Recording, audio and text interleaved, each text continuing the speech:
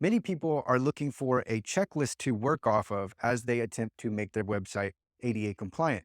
And so I think what they're looking for is a checklist for the web content accessibility guidelines. So I have here version 2.1 conformance level AA.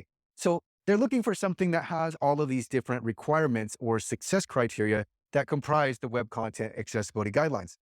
So on the whiteboard, I have numbered 1, 2, 3, 4, 5, and then number 50, because that's how many success criteria or requirements are in WCAG 2.1 AA. So let's say we start off with success criterion 1.1.1, then we work to 1.2.1, and then so on down to 4.1.3. So that would give you a checklist to work from for all of the different accessibility issues that you need to consider. But if you are concerned with litigation, as most people are, then you will want to approach this strategically so that you don't work from the top down of the web content accessibility guidelines. Plaintiffs' lawyers look for and name complaints, specific complaints, and the complaints really cycle through 50, I always say 15 plus accessibility issues. And so this is different from the WCAG success criteria. Now, all of these are almost all of these claims that are made in litigation, they tie back to the web content accessibility guidelines, but the frequency at which they are claimed very much can impact your risk of litigation. So I would want to take care of all of my images and make sure if I had any meaningful images that they had descriptive alt text values. And then that for the images that were not meaningful, that I left the alt attribute empty.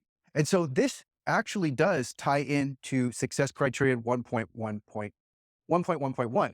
But after this, this is where we get into a separate a separate order, which we want to go under, because the next most commonly claimed issue is missing form field labels. And so this is not the second WCAG success criterion. So my point here is that the order in which you approach accessibility very much affects your risk of litigation. So you want to take care of the most commonly claimed issues.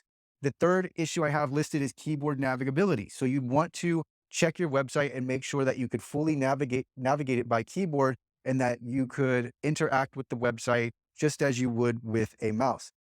So these are the top three issues that are claimed in litigation. So you want to resolve these with priority. And then of course it continues on down. As I said, there are about 15 issues that plaintiffs' lawyers cycle through again and again. Now, when I say issues, it doesn't necessarily mean success criterion. Sometimes these issues can combine success criteria. So it's not exactly equal, but the point is that plaintiffs' lawyers are looking for specific things, and you want to resolve those on your website first, and then work towards WCAG conformance. So let's say we get down to number 15 here, and then actually it's 15 plus. So there's about 2 to 3 more issues they'll tack on, but usually the extra part here is plaintiffs' lawyers will add additional accessibility issues to paint a picture. So they really want to make it look like your website is completely inaccessible, and they're making the argument that you're intentionally discriminating against people with disabilities.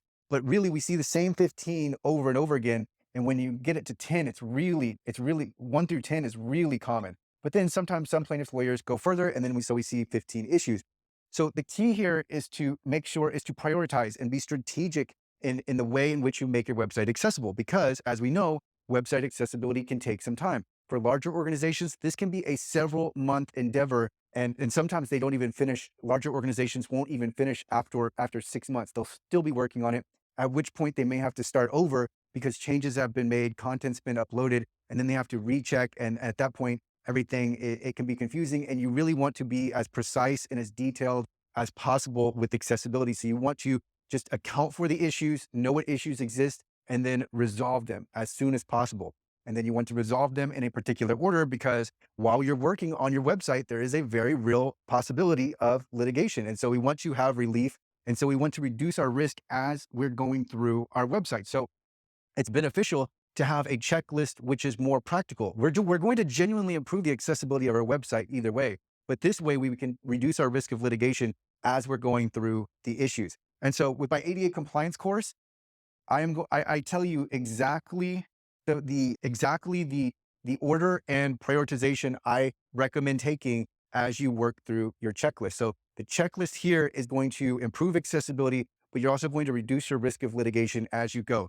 And the reason I say that is because the less issues plaintiffs lawyers have to go after, the less appealing your website becomes. It really becomes an unattractive option when there are so many websites with so many different accessibility issues.